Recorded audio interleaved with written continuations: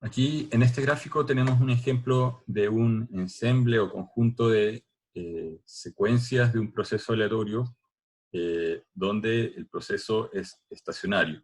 En este caso, esta variable x tiene una distribución normal de media mu y desviación estándar sigma igual a 2, sigma cuadrado a la varianza sería 4, y podría representar la medición, por ejemplo, de una fuente de voltaje. Entonces, si estamos con un voltímetro, aquí en realidad el ruido está exageradamente grande, porque una desviación estándar de 2 volts quiere decir que el instrumento es muy malo. Pero el punto es que si uno compara estas secuencias, la primera, segunda, etcétera, uno puede ver que la media en general en un tramo se va a mantener en torno aquí al 5. Yo tomo otro tramo, vamos a tener también la media en torno al 5. Y si lo hago para la secuencia entera, vamos a ver que aquí el mu es igual a 5. ¿Ya? Y si esto lo hago para la segunda, también voy a llegar a la conclusión que mu es igual a 5. Y después otro experimento, otro día, suponiendo que estamos usando el mismo instrumento, la misma resistencia, también me va a dar el mismo resultado. No me van a dar los mismos valores de las muestras que voy tomando, ¿cierto? Minuto a minuto, pero si yo tomo ventanas de tiempo me va a dar todas medias que son iguales. Entonces esta es la media para el primer ensemble, etc. Ahora, si yo tomo en esta ventana las estadísticas y saco una distribución de esos números, esto me va a dar que es una gaussiana. Y si yo miro acá en esta otra ventana, también me da una gaussiana y veo que esa gaussiana tiene la misma media y la misma varianza. Y voy corriéndome de ventanas y veo que la distribución sigue siendo esta. Entonces el proceso es generado por esa distribución. Si yo hago lo mismo acá con el segundo grupo y saco la distribución de esos datos, hago el histograma y veo cómo distribuyen, veo que también es la misma gaussiana. Entonces cuando yo lo miro en este sentido, ¿no es cierto? Y comparo las distribuciones en este sentido, todas son las mismas. Cuando las comparo en el otro sentido son las mismas, ¿cierto? Y eso es lo que nosotros decíamos que era un proceso ergódico. Entonces yo puedo tomar los datos en este mismo instante de tiempo, ¿no es cierto? Aquí de repente hay uno más alto, un poco más alto, aquí más bajo, ¿no? Si los alineo en el mismo instante de tiempo, y hago la distribución gaussiana de esta colección hecha en este sentido, ¿no es cierto?, para un ensemble XM, si tengo M un número muy grande de experimentos, de ensayos, voy a llegar a que la distribución es la misma que si yo hubiese hecho un solo experimento y hubiese recolectado durante un buen rato números, ¿no es cierto? Entonces, ese es probablemente el caso típico que uno considera en cursos como probabilidades y estadística, y uno no se complica con otras situaciones, como la que hay acá. Y aquí hay un proceso que tiene que ver con la generación de voltaje en un panel fotovoltaico, y estas curvas lo que están mostrando es la irradianza solar, que es los watts por metro cuadrado. Entonces, en un metro cuadrado, uno puede ver que hay una curva que va creciendo. Y si nosotros consideramos que estos son distintas muestras tomadas el mismo día del año, de distintos años. Entonces, este sería el X de, no sé, podemos poner aquí del año 2017, aquí tenemos el X tomado el año 2018, tenemos que asumir aquí que es el mismo día, ¿no? Puede ser 26 del 06. Tenemos que comparar los mismos días. Vamos a ver que las curvas no son iguales, obviamente, y tienen una variabilidad. Pero hay una tendencia que tiene que ver con, aquí dice minutos, ¿no es cierto? Y son los minutos de, este minuto quiere decir que es el minuto del año. O sea, uno puede llevar la fecha, ¿no es cierto? El día lo puede llevar a minutos y sumar todos los minutos que han pasado desde el inicio del año, y acá estamos en el minuto 475 del año. El año en total tiene una cantidad de 365 días, ¿cierto? Por 24 horas al día, por 60 minutos, ese es el número total de minutos que tiene el año, y aquí estamos mirando el minuto 475 de un año. Y así van pasando los minutos, a medida que va transcurriendo un cierto día, ¿cierto? Aquí estamos desde el minuto 475 hasta el 675, son 200 minutos, eso es básicamente, son 3 horas, 20 minutos. 180 son 3 horas, y eso serían entonces 3 horas 20 minutos. Entonces, claramente aquí, si yo tomo una ventana, ¿cierto? Y calculo la media, puede que esto me dé gaussiano, pero me va a dar una media mu, que si yo tomo la ventana por acá, ¿no es cierto? Y aquí voy a graficar la original, voy a copiar esa, voy a copiar acá, pero el histograma hecho con los datos de esta ventana eh, tiene un valor de media mucho más grande. Estos datos andan por aquí y estos datos andan por aquí arriba. Entonces, primero vemos que la media ya no es una constante, sino que la media es una función del tiempo.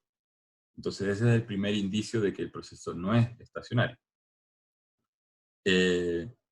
Ahora, si nosotros miramos en este sentido, para este momento del día todos los procesos tienen la misma distribución. Y aquí entonces, si nosotros calculamos la media de lo que ocurre en la mañana con lo que ocurre en la tarde, ¿cierto? Supongamos que acá la intensidad es 10, aquí la intensidad es 5, el promedio me da 7.5. 7.5, y en todos me da 7.5, porque estoy viendo lo mismo. Pero si yo tomo los datos en este sentido, me va a dar que la media, porque todos están en el punto bajo de la curva, es 5. Entonces veo que no coinciden, ¿no es cierto? Entonces quiere decir que la media hecha sobre los datos del ensemble es distinta a las medias hechas sobre una realización del ensemble, sobre el tiempo.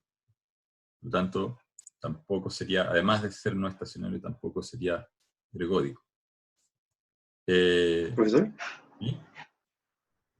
el concepto de ergodicidad entiende que al final depende de una única realización del experimento, ¿cierto? O sea, si hay datos que son ergódicos, que cumplen este criterio que les decía, que es de que a lo largo del tiempo sea lo mismo que a lo largo de las realizaciones, entonces basta con hacer una. Eso es lo único que quiere decir. Quiere decir que no tienen que seguir recolectando datos en otros años. Pero ¿se puede saber a priori entonces qué es ergódico o es necesario realizar más de un experimento para saber qué es ergódico? No tienen cómo saber a priori. Tienen que recolectar datos, ¿cierto? Para poder descartar que no haya estacionalidad. Ahora, lo que pasa es que hay procesos del mundo real que se han recolectado durante muchos años y uno ya sabe cómo son, entonces hay una estacionalidad en el clima y por lo tanto no es que tengas que primero recopilar información del clima de 5 años para concluir que es estacionario, porque eso es algo que ya se sabe, ¿cierto? Pero cuando uno se enfrenta a un proceso que uno nunca lo ha medido, y es la primera vez que uno lo va a medir o lo va a observar, por ejemplo, uno podría estar construyendo una máquina, ¿no es cierto?, en un proceso de manufactura o un instrumento de medición, y ese instrumento puede verse afectado por temas de desgaste o de fallas. Entonces puede que hayan comportamientos del equipo que se vuelven a repetir cada cierto tiempo. A pesar de que el equipo puede estar funcionando, pero puede estar funcionando eh, de una manera menos eficiente. Entonces, por ejemplo, en el caso de un auto, no sé, si los filtros están sucios, no quiere decir que el motor no funcione, pero la mezcla de combustible es menos eficiente y empieza a gastar más combustible hasta que alguien va y lo limpia o le cambia los filtros. Entonces hay procesos que se vuelven, si es que uno tomase esos datos y asumiendo acá que la persona hace ese cambio o ese reemplazo periódicamente, uno vería que esos datos tienen un comportamiento, un patrón repetitivo y por lo tanto uno diría, ese es un proceso que tiene cierta estacionalidad o repetición en el tiempo. Profesor, Pero eso hay que analizarlo caso a caso, ¿no? No hay una regla así como que de antemano me permita saber las cosas y sus características, ¿sí? Había tengo una duda. Sí, yo. no sé. Es que estaba mirando esos procesos no estacionarios que están ahí en la figura Ujú, Y a priori uno podría pensar que eso es como una especie de ruido blanco con tendencia. ujú, Entonces mi pregunta es, ¿qué pasa si es que ese proceso, si es que digamos, los componentes de ese proceso, en este caso sería la tendencia y este ruido blanco, si yo los analizo por separado, probablemente sean ergódicos. La ujú. tendencia lineal probablemente va a ser ergódica y el ruido blanco, si es que es el mismo para todos, probablemente también sea ergódico. Si es Sí, que los componentes de ese proceso por sí solos son ergódicos, ¿eso no implica que el proceso general sea ergódico? no. Pero el punto que tocas es muy bueno porque debería, de hecho, incluso anotarlo. Si tú tomas la diferencia entre 2 días, o sea, si tú tomas, por ejemplo, X, supongamos que X es igual a la intensidad, ¿no es cierto?, de esta variable irradianza en el día K, y tú entonces dices, voy a crear una nueva variable aleatoria que la vamos a llamar Z. Y esa variable aleatoria Z, tú la defines como, la Z de acá la defines como la diferencia entre la irradianza del día de hoy y la del día anterior. Esta diferencia sí es ergódica, Claro, que efectivamente el ruido que tienes en cada día, o en cada hora, entre hora y hora, es el mismo. Lo causa el mismo proceso que tú bien estás diciendo es ergódico. O sea, subyacente a esta cosa que tiene una tendencia, hay un proceso que puede ser ergódico. Entonces, una manera de trabajar con procesos que no son ergódicos es calcularles la derivada, que es básicamente tomar esta diferencia.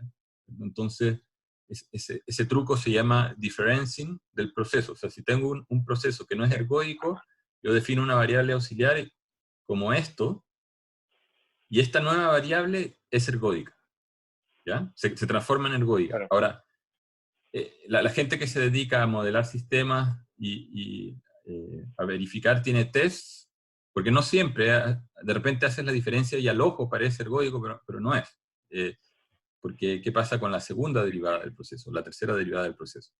Entonces, eh, hay maneras, pero el punto y la recomendación importante que debería escribir acá en los apuntes es que muchas veces en la práctica se recurre a diferenciar o a tomar la diferencia entre los datos de hoy y los de ayer, o los de este instante y el minuto anterior, para que esa variable auxiliar sí sea ergódica y se pueda trabajar con todo lo que sabemos o conocemos, porque en general trabajar con las cosas no ergódicas es complicado.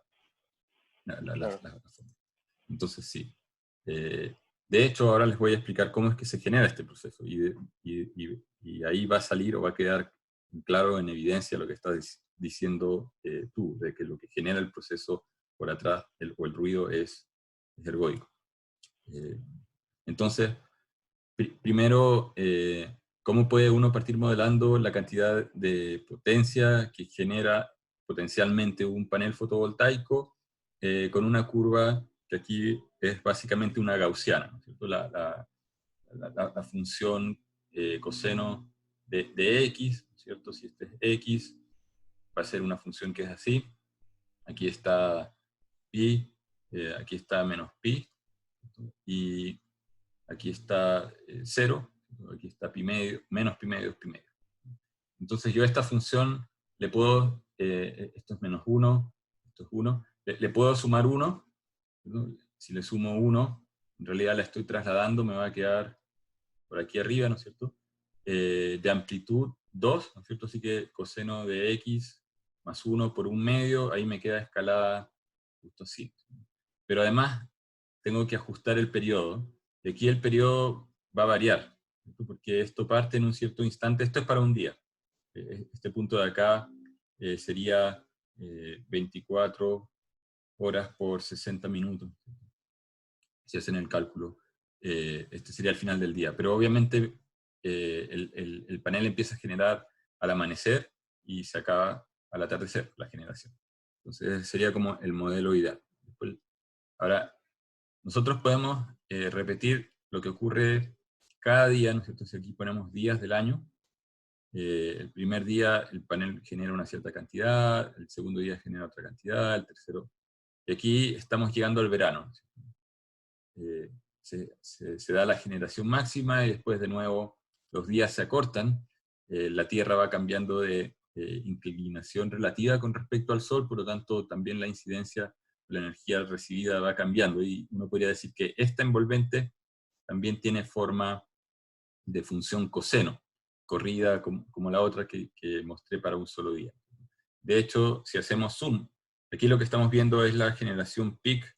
Este sería el peak de invierno, le vamos a poner el peak mínimo, y este va a ser el peak generado en el verano.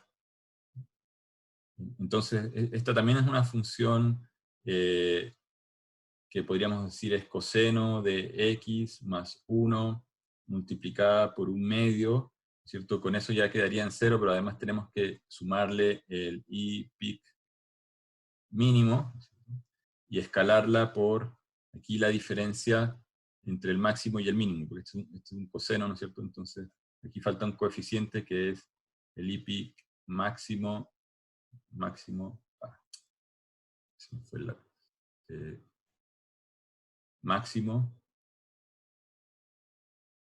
menos el i peak mínimo. Entonces, a cada una de estas funciones coseno, a su vez, las escalamos, ¿no? Esta función de acá, que es para un día, lo escalamos por un i peak. Pero el i peak es una función del día del año. O sea, el i peak es este. Ese i peak es una función del día del año. Aquí hay un zoom, ¿cierto? Para ver, aquí estamos en el minuto 80.000, eso es un pedazo que elegí, o sea, y por la primavera uno ve que está creciendo este envolvente, ¿cierto? Cada día más. Cuando nos empezamos a acercar al verano, esto tiende a un máximo, y esto lo hice con datos para la irradianza solar que es medida acá en la región metropolitana. Entonces son datos o números reales. Pero aquí en estas secuencias, obviamente, lo que están viendo es algo determinístico. Podría decir, este es mi modelo simplificado del proceso. Entonces, ¿cuáles son los ingredientes para construir esas curvas? Apuntando, digamos, a construir un modelo estocástico que sea más realista.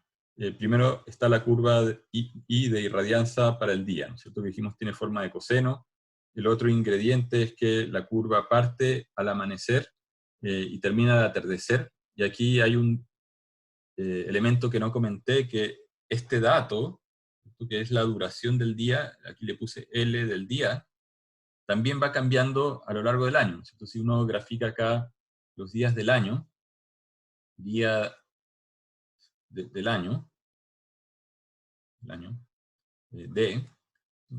el largo de la parte que no es noche, de la parte de luz de día, en invierno es más corta, ¿no es cierto? Y en verano tenemos, para Santiago esto va hasta 14 horas de luz, y en invierno son como 10 horas. 10 horas. Esto tiene unidad de horas. Entonces tenemos que ajustar este coseno. Esto lo tenemos que ajustar, bueno, aquí tendríamos que poner 2pi por x por el largo del día, ¿no? Entonces cuando se completa ese periodo de tiempo, se completa un ciclo de ese coseno. Entonces también necesitamos información de la duración del día, eso también uno lo puede sacar de las estadísticas de meteorología, eso es más que meteorológico, es algo astronómico, es un dato astronómico. Entonces, también en tablas, en el código que les voy a compartir, están puestos los links a las páginas web de donde uno puede extraer esa información. La amplitud, que aquí le puse una amplitud A de la curva para un día, se escala por la irradianza. Esa amplitud A es en realidad el tamaño máximo, el i peak, ¿ya? Y este i peak, como les decía, también va variando entre un peak en invierno y un peak más grande en verano. Entonces, estos son todos los datos que necesitamos, ¿cierto? El largo del día de invierno, el largo del día máximo que es en verano, la irradianza peak de invierno, la irradianza peak de verano, el día del año. Aquí esto lo podemos escribir en unidades de días. El minuto del día es el tiempo, ¿no es cierto?, pero referido al día, entonces es un número que va de 0, 1, 2 hasta 24 por 60, ¿no es cierto? 24 horas por 60 minutos sería el último minuto del día. Y después el minuto del año es 24 por 60 por 365, y podemos hacer entonces la siguiente fórmula. Primero, para el largo del día dijimos, es este coseno, ¿no es cierto? Yo lo había escrito con X, pero es un día del año dado, ¿no es cierto? Así que tengo que, el periodo es 365 menos pi más 1, desde el mínimo hasta este mínimo más el máximo menos el mínimo. Entonces sería la amplitud o la variación del largo del día entre invierno y verano. Lo mismo para esta fórmula de acá del IPIC, es la misma que la anterior, solamente que lo que cambia son ahora las intensidades. Aquí estamos usando un modelo simplificado. Si uno quisiera hacer un modelo mucho más realista, hay que considerar parámetros de latitud, longitud, o sea, el punto geográfico sobre la Tierra, la inclinación de la Tierra con respecto al Sol, y hay softwares que hacen eso. Y la idea es que tengan una idea de cómo se va construyendo el modelo y dónde aparecen las partes que son aleatorias, que son estocásticas. Entonces, ¿cómo hacemos la intensidad de un día dado? ¿No es cierto? Aquí hay un día del año, y el T representa los minutos a lo largo del día. Entonces, hay una parte de los minutos, al principio, ¿no es cierto?, a la medianoche, el panel no genera nada, así que está en 0. ¿Hasta qué punto? Hasta el punto en que el tiempo está a una cierta distancia, ¿no es cierto? Aquí estamos diciendo que la curva de irradianza está básicamente apagada hasta un cierto instante, que es el amanecer, donde empieza a generar y después se vuelve a apagar. El atardecer, y de ahí en adelante no pasa nada. Y el máximo aquí, por simplificar el modelo, también estamos diciendo ocurre a mediodía. Entonces, supongamos que estas son las horas del día. Entonces, aquí está el amanecer a las 8 de la mañana, aquí está el atardecer, supongamos a las 4 de la tarde, 16. Entonces está simétrico, hay 4 horas acá de diferencia y hay 4 horas acá de diferencia. Entonces, estamos diciendo el largo del día, en este día del año, que eso es una duración de 8 horas, es más bien como de una latitud de Punta Arenas, pero estamos diciendo que para este día del año el largo es 8. Entonces, yo lo divido a la mitad. Y estamos diciendo que si estoy en un instante de tiempo que es 12 menos t, que es menor que el largo del día dividido por 2, ¿no es cierto? Estoy dentro de este intervalo, o pasado, ¿no es cierto?, las 12 del día, pero no excediéndome en más de este largo medios, quiere decir que estoy en el periodo de generación. Ahora, claro, como estamos trabajando en minutos, aquí el mediodía puesto en minutos serían 12 por 60.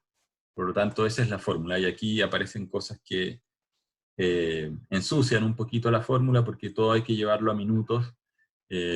Claro, uno podría hacer la simulación usando unidades de horas, pero después en estos gráficos que les mostré, quedan datos que están saltados así y no se sabe qué es lo que pasa entre medio, ¿no es cierto? Entonces no se ve muy bien la estacionalidad del proceso cuando uno muestrea con un espaciamiento o una resolución muy baja. Entonces, ¿podría haber muestreado cada un segundo? Sí, pero la fórmula se pone más fea todavía porque hay que poner esto en segundos, llevar los días a segundos. Aquí, básicamente lo que estamos diciendo es que el tiempo, o sea, esta es una función coseno, que está trasladada a este punto de acá.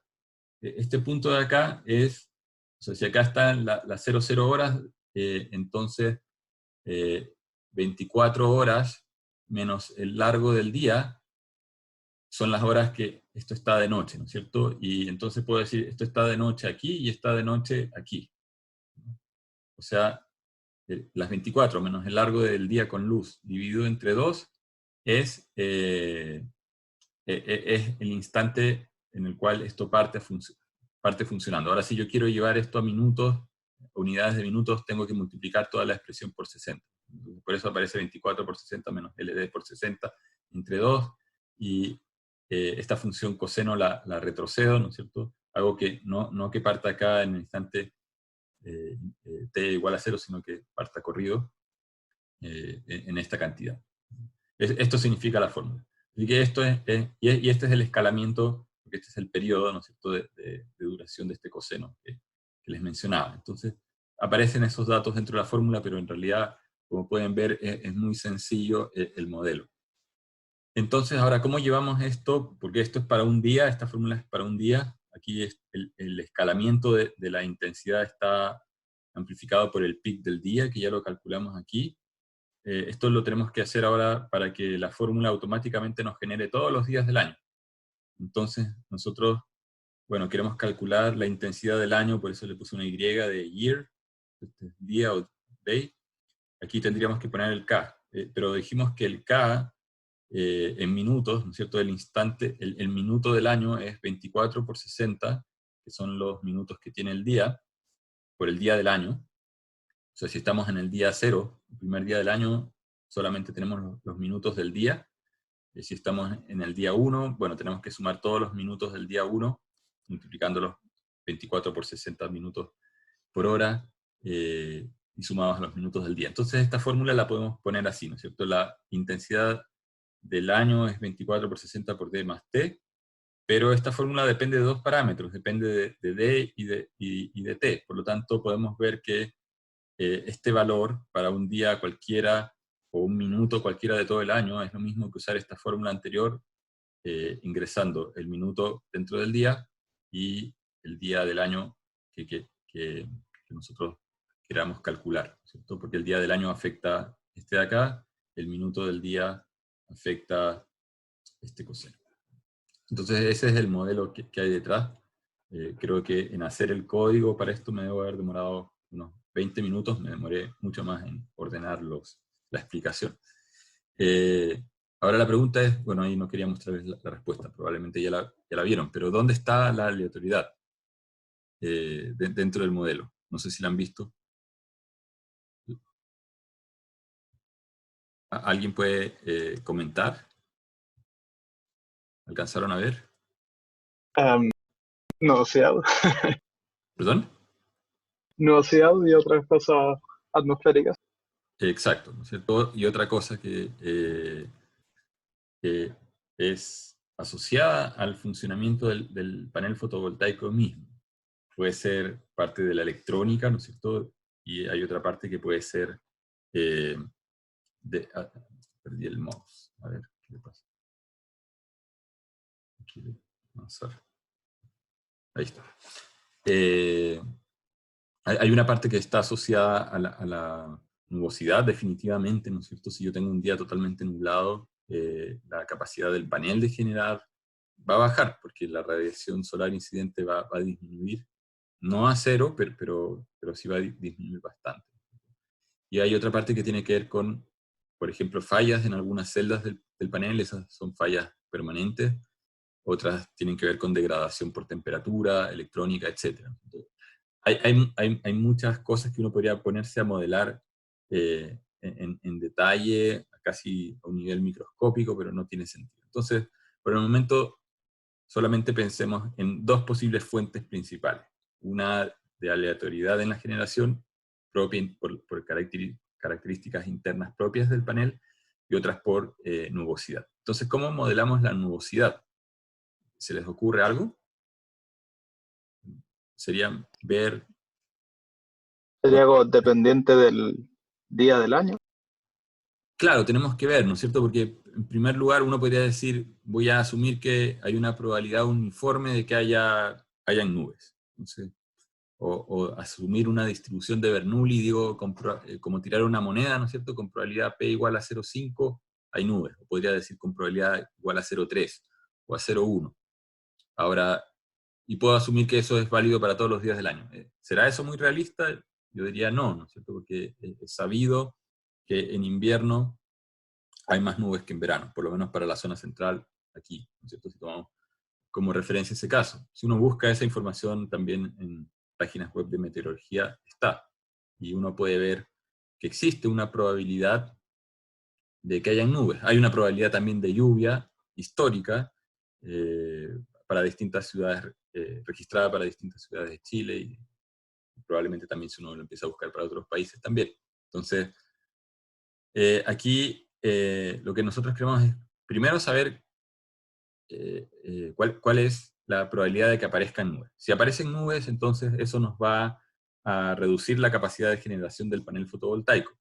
Entonces, tendríamos que tomar cierto supuesto. Y podríamos decir, de hecho, que si uno ve las estadísticas, la forma de la función probabilidad, ¿cierto? Si nosotros graficamos la probabilidad versus día de año, ¿ya? ¿Cuál es la probabilidad de que haya nubes?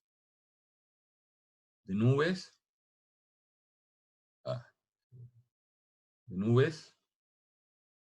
para un día del año, ¿ya? El fenómeno aleatorio es nubes, no es día del año es un parámetro. Entonces, un día del año tenemos una probabilidad, ¿cierto? De que otro día tenemos otra probabilidad, otro día tenemos otra probabilidad. Lo que podemos ver es que para el invierno esa probabilidad aumenta. En realidad está cargada como en mayo, junio, julio, ahí hay una probabilidad alta y después como que baja, no es una función coseno, pero parece. Así que vamos a asumir por simplicidad una función coseno. Y si uno busca las estadísticas para Santiago de los días históricos que se han registrado en la mitad del verano, que sería el solsticio de verano el 22 o 23 de diciembre, prácticamente 9 de cada 100 días ha tenido nubes. Y si uno va a ver la mitad del invierno, que sería el solsticio de invierno, ahí por el 21 de junio, 53 de 100 días han tenido nubes. Entonces uno podría decir que esos son nuestros rangos de posible variación. Ya, pero esa es la probabilidad de que haya nubes. Ahora tenemos que generar o simular que van a ocurrir nubes. Entonces, para eso podemos decir que el proceso de nubosidad es básicamente una distribución de Bernoulli con una probabilidad P de que ocurran, pero ese P no está fijo, sino que lo vamos ajustando cada día del año. ¿Ya? Entonces, aquí no escalé la diapositiva lo suficiente para que apareciera la otra fórmula. Ese fue un error mío, me acabo de dar cuenta. Pero debiese entenderse del siguiente cuadro, ¿no es cierto?, de la siguiente lámina de la siguiente manera. Supongamos que yo defino un intervalo de largo 1, 0,1, y tengo una distribución uniforme. Entonces hago experimentos aleatorios o tengo un generador de números aleatorios y le pido un número. Como es una distribución uniforme, me van a aparecer muestras salpicadas a lo largo de todo ese intervalo. Si yo corto este intervalo en un cierto punto, ¿cierto? Y digo U, y me hago la pregunta, ¿cuál es la probabilidad de que hayan muestras en este lado? ¿Cierto? O sea, que el valor que saqué de U sea menor que este U estrella, este es un umbral, ¿no es cierto? Ustedes me van a decir, bueno, si este intervalo es de tamaño B, y este de acá es de tamaño A, la probabilidad es los casos que conté aquí, que van a ser probablemente del tamaño de A, sobre los casos totales, ¿no es cierto? En este caso, el largo del intervalo es 1, ¿no? O sea, en magnitud, si ponemos acá magnitud, es la cantidad de casos que están acá dentro, ese A con las dos barras significa la cantidad de datos que hay dentro del conjunto A, no valor absoluto. Y aquí, cantidad de datos que hay dentro de B, uno podría decir que la cantidad que va a caer acá adentro es proporcional al tamaño que tiene físicamente. Entonces, si este de acá es de tamaño U estrella, este de acá es de tamaño 1 menos U estrella. ¿Cierto? Por lo tanto, el tamaño de A más el tamaño de B va a ser U estrella más 1 menos U estrella. Y esto aquí arriba tiene U estrella. Por lo tanto, la probabilidad de que U sea menor que U estrella es U estrella. Suena tonto, pero es así.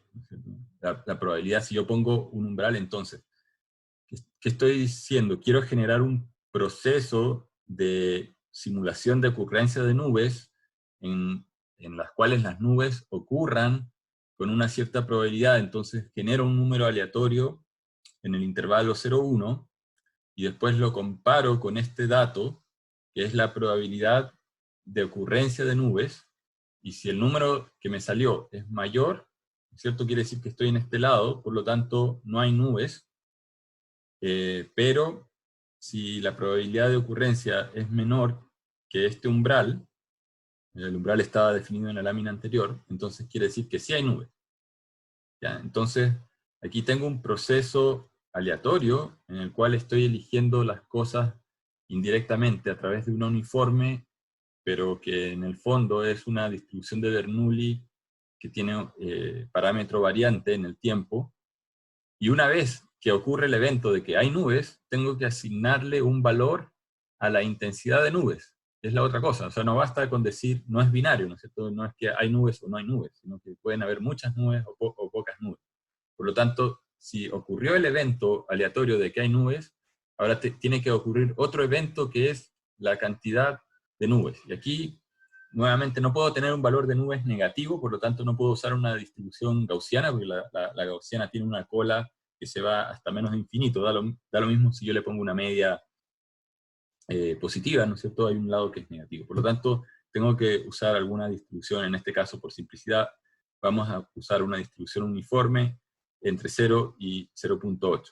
¿Por qué estoy poniendo entre 0 y 0,8? Porque aun cuando el cielo esté 100% nublado, ¿no es cierto? Todo tapado, igual pasa algo de radiación solar. Por lo tanto, no es que la nubosidad se vuelva algo opaco que me tapa al 100%. Entonces, este número que se está generando acá, que es como la intensidad de la nubosidad, uno podría asociarla como a la intensidad del bloqueo. Y esa intensidad de bloqueo de radiación nunca llega al 100%, sino que máximo llegará al 80%.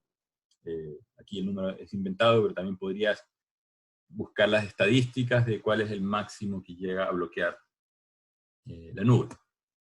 Entonces, si juntamos todo esto, aparece el modelo aleatorio que generó los datos que mostré al principio, donde aquí el IPIC, que era determinístico, ahora se escala por un valor que es no determinístico, está generado por una distribución de Bernoulli, que hace que el panel no genere todo lo que puede dar, y además hay otro elemento acá que lo estoy modelando como un ruido de generación, y estoy diciendo que a veces es de media cero, por lo tanto, en promedio es como si este no estuviese, el G, que va a ser 1, pero a veces le suma una desviación estándar de 1%, a veces una desviación estándar de menos 1%, y quiere decir que el panel está generando un poquito más o un poquito menos, ¿cierto? Si es un día que está un poco frío, probablemente la eficiencia de la celda, la eficiencia térmica aumenta, podría decir, pero no va a aumentar una cosa que uno diga, wow, y se vuelve mucho más eficiente. Pero sí, y aquí esto también es una cuestión debatible, ¿no es cierto? Uno podría empezar a evaluar distintas marcas de paneles, ver cuánto vale este sigma real. Aquí yo puse solamente 1% para poner un número y poder mostrar ese efecto en los gráficos.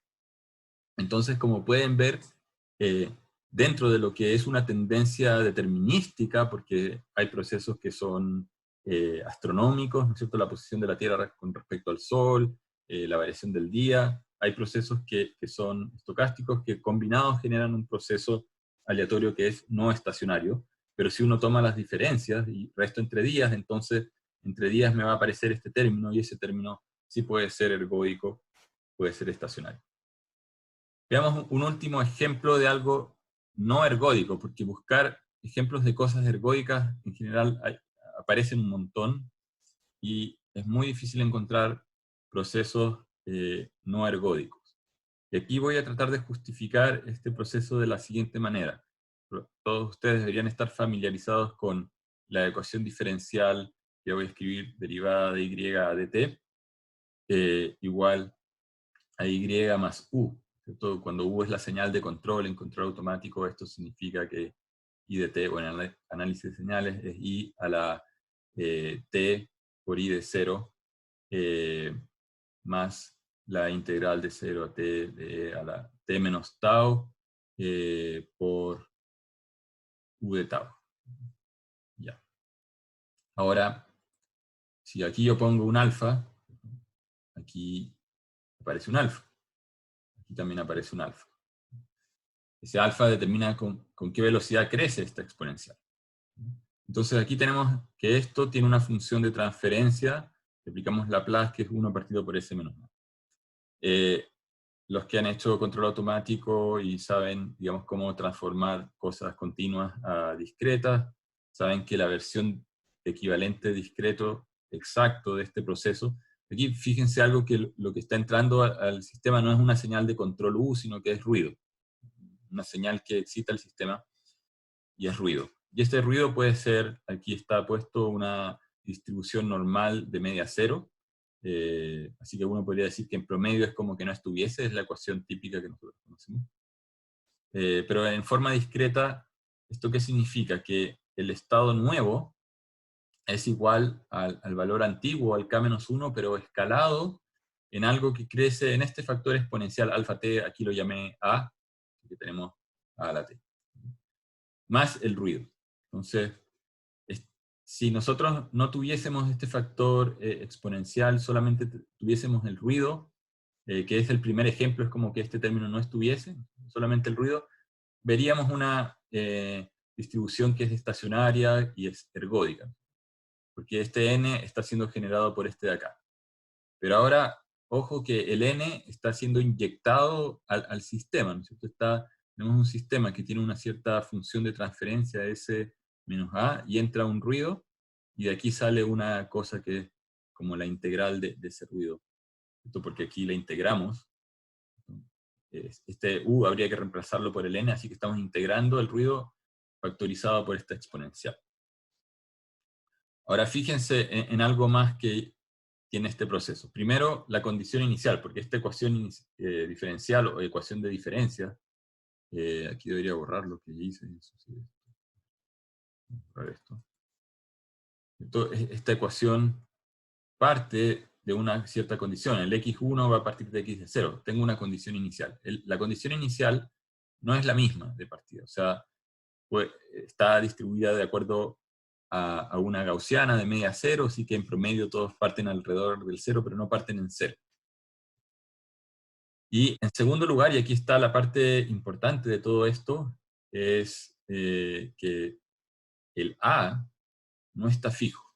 Así que fíjense aquí que este alfa en la exponencial puede tomar valores positivos. Aquí lo escribí en forma explícita, es mu de igual a 0, o sea, la media es 0, pero de repente podríamos tener un alfa negativo o de repente un alfa positivo. Ustedes saben que esa respuesta, entonces, cuando es positivo va a ser exponencial creciente, cuando es negativo va a ser exponencial decreciente. O sea, si estamos en un punto y0 y justo teníamos un alfa positivo, entonces esto va a subir.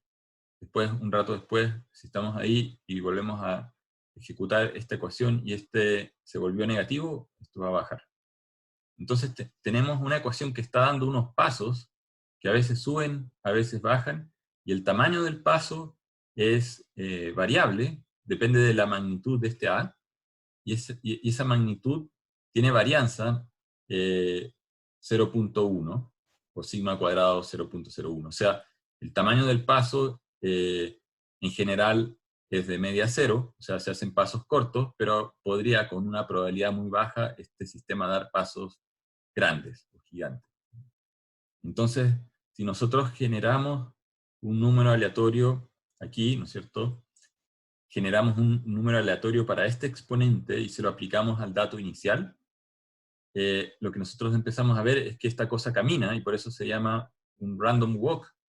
Es una caminata aleatoria, donde el tamaño del paso puede ser más grande o más chico, y debido a que no partimos desde el mismo punto, porque el punto inicial es aleatorio, las distintas secuencias tienen una media distinta. O sea, no hay ningún caso acá que se repita. Entonces yo puedo tomar el tiempo y mirarlos así, voy a sacar un promedio, y puedo tomar otro instante y los miro acá y va a salir otro promedio, y si los miro así sale otro promedio. O sea, esto es totalmente no ergódico por donde uno lo mire. Y aquí, aunque yo tome las diferencias, probablemente voy a estar en problemas, porque en este caso de este proceso no ergódico que inventé, el exponente es variable. Si hubiese hecho un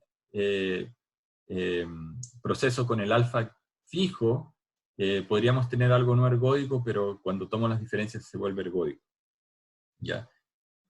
¿Esto existe en el mundo real? No se sabe. Hay gente que modela el valor de acciones con formas parecidas a esta. Utilizan otra argumentación. Hay algo que se llama el modelo de Black-Scholes, que en realidad viene de una ecuación de un proceso de difusión térmico, más asociado probablemente al modelo de partículas dentro de un gas. De hecho, vienen de ahí estos modelos estadísticos, y es una ecuación diferencial parcial de difusión. Entonces, es un poco difícil de simular, hay que utilizar métodos de elementos finitos. Yo aquí les quise poner una simplificación de ese modelo, pero que se porte igual, ¿ya? Entonces lo que ustedes pueden ver es que efectivamente aquí es muy impresionante, y esto fue coincidencia, me sorprendió a mí mismo, de que al principio este modelo no hizo nada y se quedó quieto, y después empezó a diverger.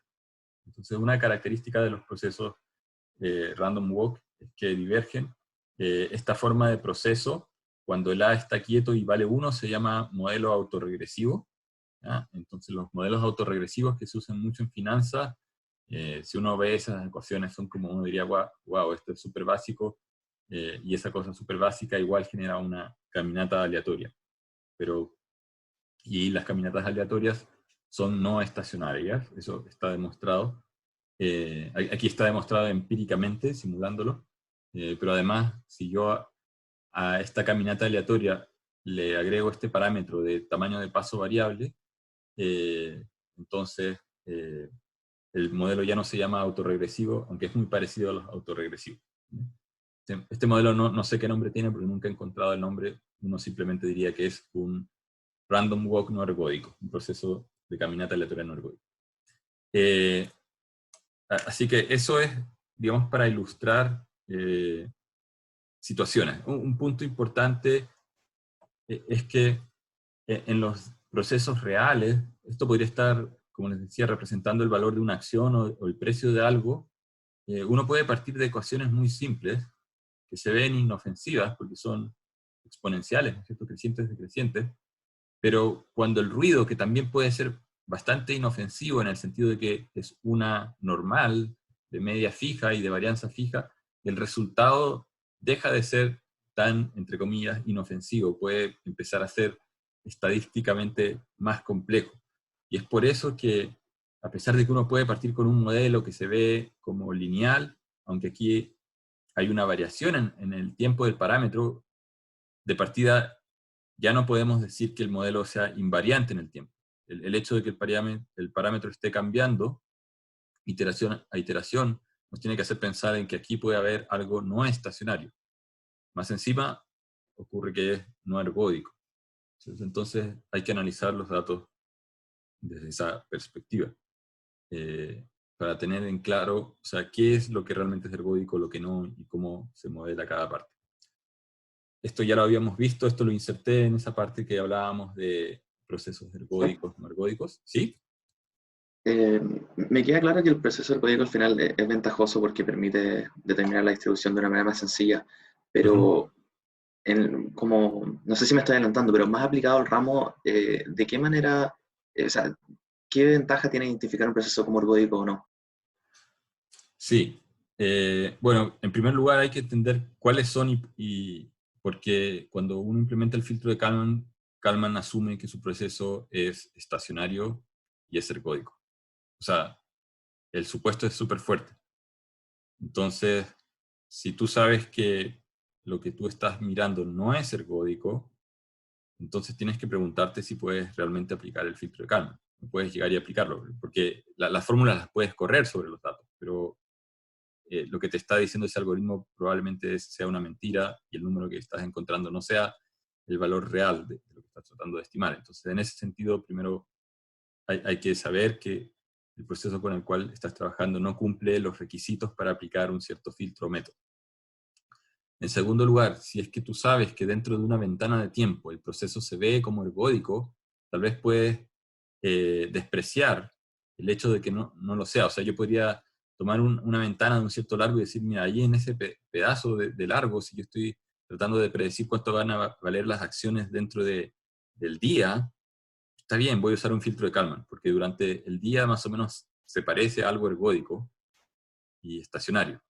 Si me dices, quiero predecir cuánto van a valer las acciones de algo en 2 años más usando un filtro de Kalman, te diría, estás loco, ¿no? El filtro de Kalman no sirve para eso.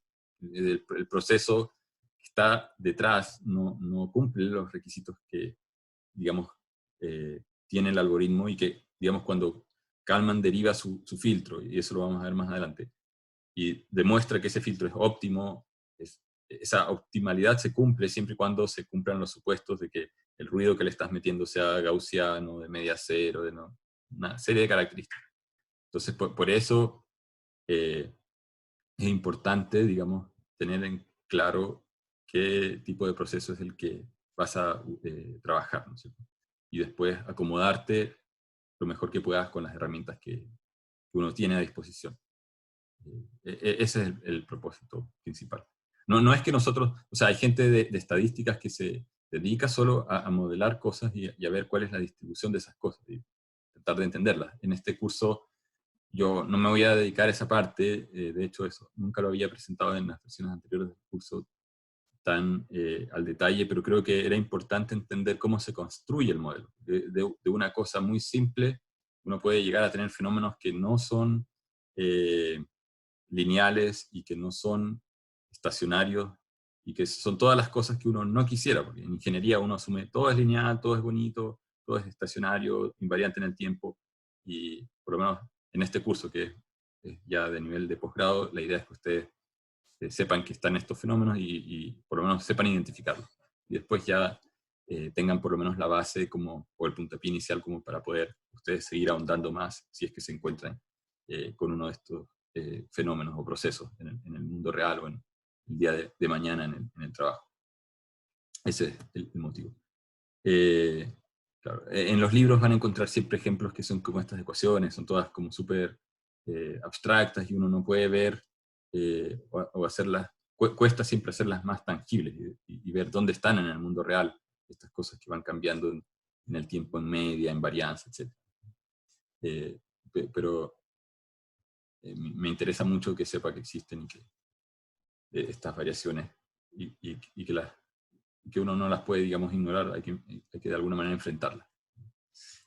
Aquí entonces vamos a la parte que tiene que ver con procesos multivariables. Ya habíamos visto covarianza de una secuencia de Markov. Un comentario importante es que ese modelo simple que tiene esta ecuación que da una respuesta del tipo exponencial es una secuencia de Markov. O sea, quiere decir que el paso siguiente, en general hay un tipo, a ver, no todas las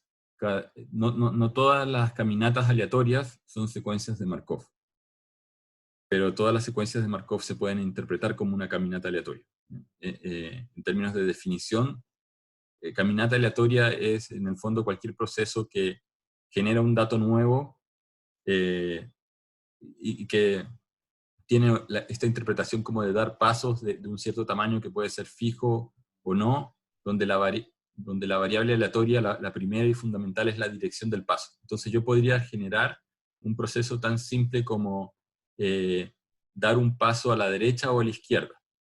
¿cierto? Girar a la derecha o a la izquierda, y podría estar tomando esa decisión el día completo, sin dar un paso adelante, solamente parado sobre el sitio, y claro, eso me va a cambiar de orientación. En promedio, si yo tomo todos los posibles casos resultantes, me va a dar que mi valor esperado es 0, o sea, siempre estoy como en valor esperado mirando al mismo lugar, pero probablemente la mitad de las veces estuve mirando a la derecha, la mitad de las veces a la izquierda, ¿cierto? Y eso es como que también es un proceso de Bernoulli, es la caminata aleatoria unidimensional más básica que uno puede pensar. Ahora, cuando a ese proceso de girar a la derecha o izquierda yo le agrego otra acción adicional, que es dar un paso adelante de tamaño 1, puedo empezar a cubrir el espacio, ¿no es cierto? Y la pregunta que yo me puedo hacer es, en un espacio bidimensional, en un plano cartesiano, ¿cuál es la probabilidad de que yo esté en un cierto lugar? O sea, si estoy parado acá mirando en una dirección, yo puedo decidir girar a la izquierda, que sería mirar hacia arriba, o a la derecha, mirar hacia abajo y dar un paso. O no hacer nada, que es quedarme en el lugar donde estoy, dar un paso de tamaño 0. Entonces voy a aparecer en este lugar. Aquí, en este nuevo lugar, puedo volverme a preguntar si giro a la izquierda o a la derecha. Entonces, puede que gire a la izquierda y quedo mirando para allá y que dé un paso. Y así, esto se va a ir poblando de caminos, por eso se llama caminata aleatoria. Y esto, digamos, va a ir divergiendo. No voy a llegar... Hay gente que se dedica a estudiar cuál es la probabilidad de que esto vuelva a converger a 0, o que se regrese. O cuál es la probabilidad de estar encerrado en un cierto sector del espacio. Bueno, esos son distintos tipos de procesos estocásticos que caen bajo la categoría de caminatas aleatorias. Las secuencias de Markov son secuencias en las cuales el valor actual depende específicamente del valor anterior, de acuerdo a alguna relación, ¿cierto? Más alfa, y aquí puedo tener un ruido. Entonces, esta es una secuencia de Markov que podría ser continua, discreta, etc. Entonces, las secuencias de Markov también son caminatas aleatorias. Pero aquí, la que les había mostrado tal vez quedaba como muy etérea y no estaba dibujada. Bueno, la que les acabo de mostrar, donde este parámetro además lo hice variable, como para tener una situación en la cual el tamaño de este paso está cambiando. O sea, podría dar un paso grande, y después uno chico, y después uno grandote, y uno chico. Y se van generando estructuras. Si además yo las direcciones no las pongo en ángulos de 90 grados, sino que puedo tomar cualquier dirección entre 0 y 2π, bueno, empieza a ocurrir algo que hace 100 años atrás Einstein estaba utilizando para modelar el movimiento de partículas. Y de hecho de ahí vienen estos modelos de difusión estocásticos. ¿Qué tiene que ver esto con robótica? Bueno, también uno podría definir una estrategia para que el robot explore un cierto lugar desconocido de acuerdo a una estrategia aleatoria. Y uno podría ver, lo que uno quisiera obtener es un robot que sabe cuál es su espacio lo más rápido posible. Y entonces hay que encontrar cuál es la probabilidad de que el espacio se vea cubierto dada una política particular de movimiento, dada una cierta regla de acciones, que puedo definir acciones aleatorias, programarlas para que el robot se mueva aleatoriamente, pero puede que una programación no me genere una distribución uniforme sobre todo el espacio, sino que puede que genere que el robot converge hacia un lugar y se quede pegado ahí. Y eso no me serviría para dotar al robot de cierta inteligencia. O sea, es extraño pensar que hay que meterle ruido a un robot para transformarlo en inteligente. Pero ¿sí? Ese mismo ejemplo con el robot que se mueve para cualquier parte y va entendiendo su espacio es un poco lo que se utiliza con con las aspiradoras automáticas que van mapeando el sector sin saber primero dónde están. Sí, sí, o sea, a ver, las más antiguas no tenían una buena CPU y lo único que hacían era tomar pasos aleatorios. Y entonces por cansancio, y se puede demostrar matemáticamente que si haces eso, el espacio completo se cubre. ¿Qué es lo que pasaba con esas aspiradoras? Que, por ejemplo, los sensores de proximidad detectaban un mueble o una silla y se devolvían. Entonces, también puedes demostrar que si hay obstáculos, y lo combinas con un sensor, puede que empieces a rebotar entre el sensor, o sea, entre el obstáculo y una pared, y el robot se quede pegado y no salga de ahí, se quede en un loop. Entonces, los algoritmos más nuevos lo que hacen es tener un registro de la trayectoria pasada. Es como que vas guardando los datos y dices, bueno, por aquí ya pasé. Y entonces, si ya pasaste por el lugar, tú le asignas una regla donde le dices al robot, elige cualquier dirección de movimiento menos la que incluya una dirección por la donde yo ya pasé, o por donde el robot ya pasó. Entonces, de esa manera, tú estás definiendo una política de acción o una estrategia de acción que toma en cuenta la historia pasada, y efectivamente eso se puede modelar como un proceso de Markov que tendría una distribución que se dispersa por todo el espacio, ¿no? Entonces, para eso, digamos, es útil saber cuál va a ser el comportamiento bajo distintas políticas o políticas de acción. Pero los robots antiguos no tenían eso, entonces hay gente que se quejaba. Ahora, va a depender mucho de cómo está el espacio, pero un problema típico es que el robot se metía en una especie de callejón sin salida o de U y se quedaba dando vueltas ahí adentro. Entonces después la persona tiene que ir a mano a sacarlo, ponerlo en otro lugar. Y la idea es que si tú vas llevando el registro de las acciones pasadas, eso no debería ocurrir. Aquí voy a avanzar rápido. Tenemos que ver lo que son variables aleatorias multidimensionales. Esto puede que lo hayan visto muy por encima en probabilidades y estadísticas.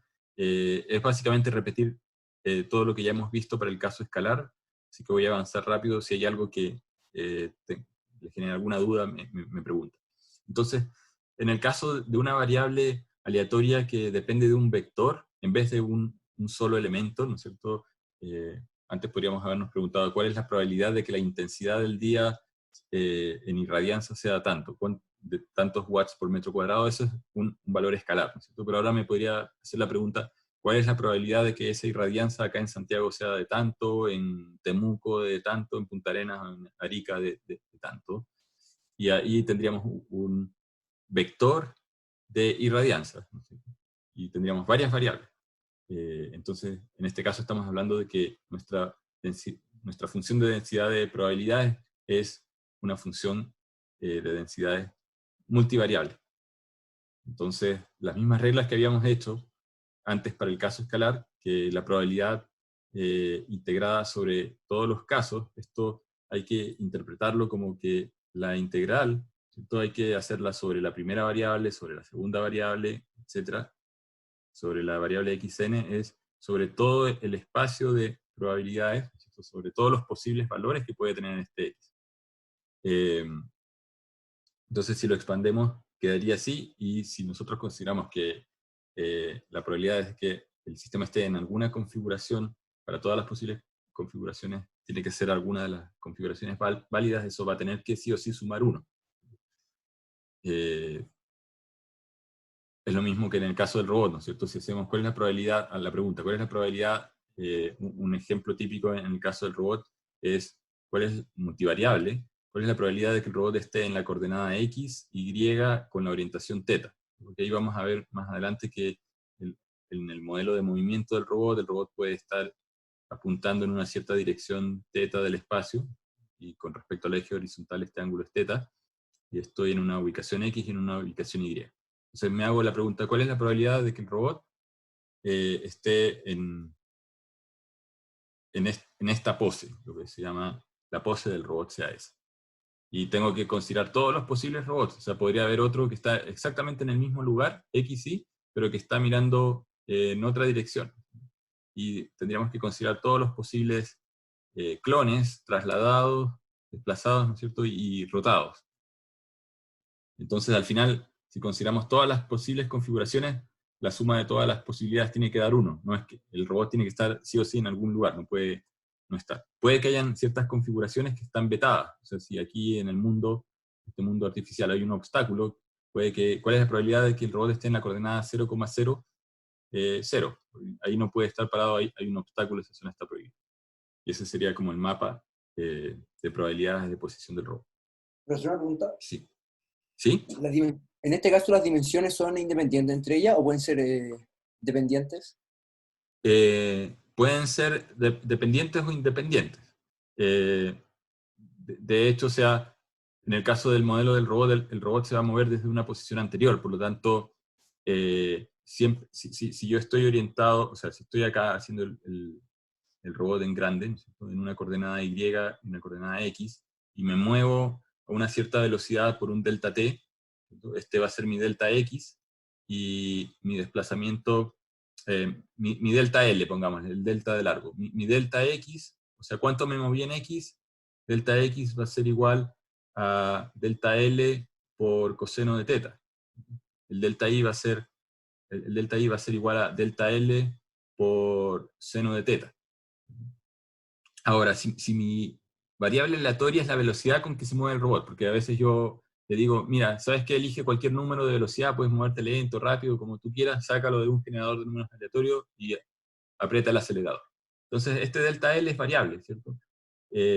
Pero delta X y delta Y y delta X están amarrados por delta L, por lo tanto, si yo me muevo muy rápido, delta X va a crecer un montón, pero delta Y también va a crecer un montón. Por lo tanto, en este caso del robot, el delta X y el delta Y no son independientes, ¿cierto? En ese caso, uno diría, estos dos son dependientes entre sí. Y de hecho también son dependientes del ángulo, porque yo aquí podría decir que el ángulo es una variable aleatoria, entonces delta I y delta X son variables dependientes del ángulo, por lo tanto los tres son, estos dos son dependientes de θ. Sin embargo, θ podría ser independiente de X e Y. ¿Cuándo puedes? Hay casos en que no puede ser independiente, si yo tengo ruedas así al lado, no puedo instantáneamente aparecer mirando hacia allá. Tendría como que teletransportarme, y entonces no puedo hacer tampoco movimientos laterales instantáneos, o sea, no me puedo correr de lado. Con este robot, por lo tanto, con un modelo de robot que tiene ruedas a los lados, o como un auto, ¿no es cierto? No, hay ciertas configuraciones que no se pueden dar, o sea, la probabilidad de que mi delta I ocurra aquí al lado, esa no puede ocurrir si es que estoy mirando para allá. Por lo tanto, uno diría es 0. Ahora, si yo tengo un robot que tiene ruedas, unas ruedas que se llaman omnidireccionales, están puestas así, son unas ruedas que tienen unos rodillos pequeñitos a lo largo del perímetro. Esas ruedas permiten hacer que el robot resbale ortogonalmente a la rueda. En un robot normal no me puedo mover ortogonalmente. Estas dos ruedas me empujan hacia esa dirección, y estas dos en realidad están rodando sobre estos rodillos que tiene la rueda en el perímetro. Se llaman ruedas Mecanum. Entonces, en este caso, uno podría decir que la variable θ y estas dos variables están desacopladas. Entonces, yo instantáneamente me puedo girar y mirar para cualquier lado, y al mismo tiempo me puedo trasladar hacia cualquier dirección, independiente de en qué dirección estoy mirando. ¿Ya? Entonces, la independencia o dependencia de estas variables va a depender del modelo físico subyacente a lo que están observando, mirando. ¿Ya? Entonces, claro, si son independientes, que sería lo ideal, uno podría hacer esto así, ¿no es cierto? Multiplicar px1, px2, ojalá se pudiese hacer eso siempre. Lamentablemente, la mayoría de las veces, como les decía, las variables están amarradas, y esto no se puede hacer. Eso, sigamos entonces. El valor esperado, si yo tengo que calcular el valor esperado del vector x, tengo que multiplicarlo por la probabilidad. Recuerden, la probabilidad es una función escalar. ¿Qué probabilidad hay de que el robot tenga una cierta configuración? Y este es un vector de configuración, por lo tanto tengo que ver cuál es la probabilidad de que la configuración en posición horizontal sea x, y la posición vertical, este sería el y, sea tanto, y la tercera variable, el x3, podría ser el ángulo, ¿no es cierto? Entonces voy a tener que multiplicar cada una de esas variables de mi vector configuración por la probabilidad de que esa situación ocurra, e integrar sobre todas las posibles configuraciones. Lamentablemente, para sistemas complejos como el caso de un robot, si bien las ecuaciones de movimiento pueden ser cinemáticas y muy simples, el modelo probabilístico se vuelve horrible, no se puede generar a mano. Entonces uno tiene dos opciones: o se va por el camino de hacer una aproximación de Taylor en un entorno local y utilizar filtros de Kalman o ese tipo de métodos, o hacer un una aproximación que es más empírica o heurística, generando robots virtuales que se van moviendo en simulación. Eso es lo que les mencionaba en la clase pasada de usar métodos de filtros de partículas. Con respecto a la varianza, también es igual, ¿no es cierto? Pero ahora es un vector. Estamos haciendo el vector menos la media del vector multiplicada por esa diferencia transpuesta. Y aquí tenemos entonces la matriz de covarianza y está también el concepto de coeficiente de correlación. En este caso, aquí la covarianza tenemos que hacer las combinaciones de todas las multiplicaciones del vector, ¿no es cierto? Porque aquí tal vez avancé muy rápido, pero este vector delta x, ¿no es cierto?, tiene estas diferencias entre x1 menos x1 promedio, x2 menos x2 promedio, etcétera, ¿no es cierto? Y tenemos hasta xn menos xn promedio. Este vector lo estamos multiplicando con una copia de sí mismo traspuesto, o sea, está x1 menos x1 barra, x2 menos x2 barra, etcétera, etcétera, etcétera, hasta xn menos xn barra.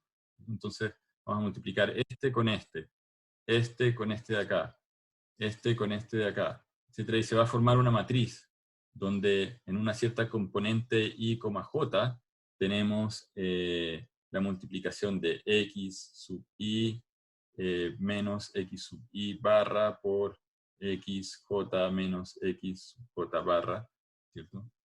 Y tenemos que hacer la integral para cada una de estas cosas. Esta es la integral de una matriz, donde dentro de la matriz están estos elementos, ¿cierto?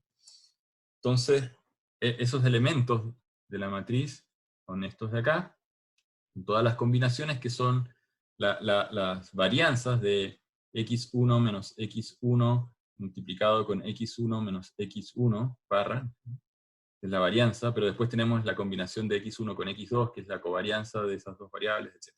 Esa es la matriz de covarianza. Y así como tenemos la matriz de covarianza, también podemos calcular los coeficientes de correlación entre la variable i y la j, que se define como la covarianza de i con j dividido por la varianza de i y la varianza de j. Entonces, aquí lo que se puede demostrar es que siempre, si uno toma estas autocovarianzas, que son en realidad la varianza, porque son las autocovarianzas en cero, contra sí mismos son la varianza, siempre van a ser mayores o iguales a la autocovarianza cruzada para un delta t. Era lo que habíamos visto en la clase pasada, de que cuando uno agregaba, este era el phi de xx, que es la autocovarianza, que cuando uno está en cero, este punto de acá es igual a sigma cuadrado. Cuando uno cambia el cero por algo, ¿no es cierto?, por un número, esto va siempre disminuyendo. Entonces se cumple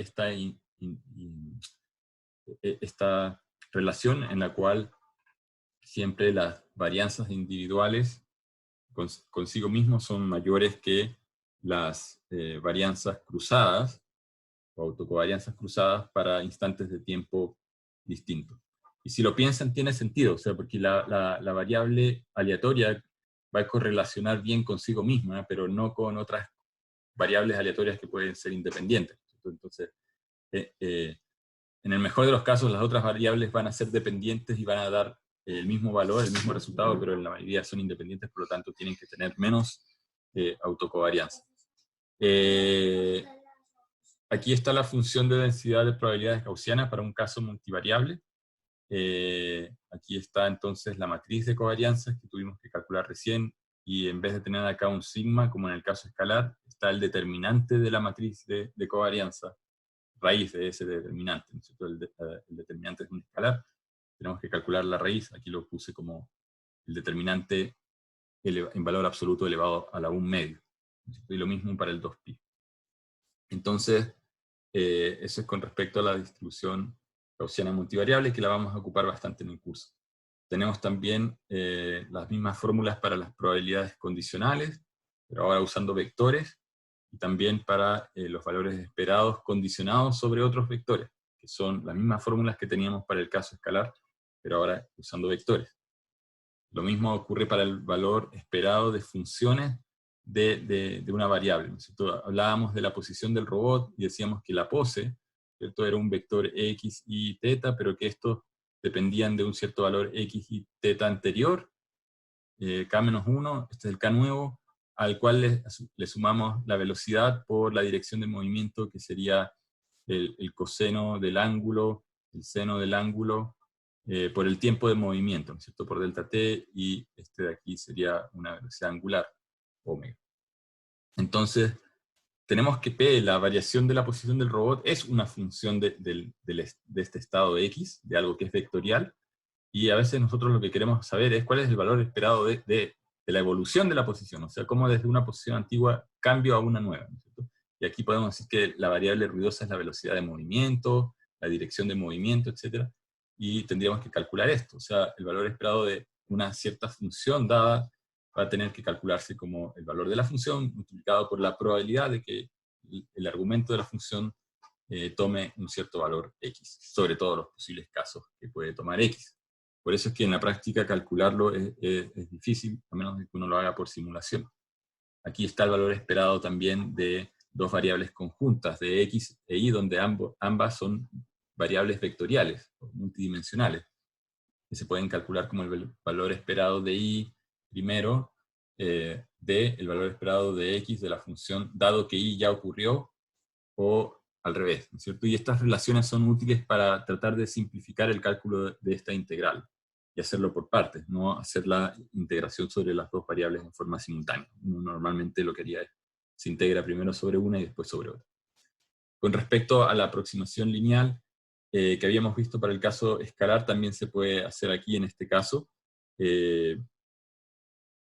Vamos a dejarlo hasta aquí. El resultado final es el mismo que teníamos antes, ¿cierto? Decíamos la probabilidad de y es aproximadamente la probabilidad de x dividida por la magnitud del jacobiano de f con respecto a x, ¿cierto? Cuando decíamos que y es una función de x y sabemos cuál es la distribución de x, pero no sabemos cuál es la distribución de y queremos estimar la densidad de probabilidades de y, entonces recurríamos a este truco, ¿no? En el caso multivariable también se puede hacer, solamente que aquí el jacobiano ya no es una función escalar, sino que es una matriz, es un jacobiano.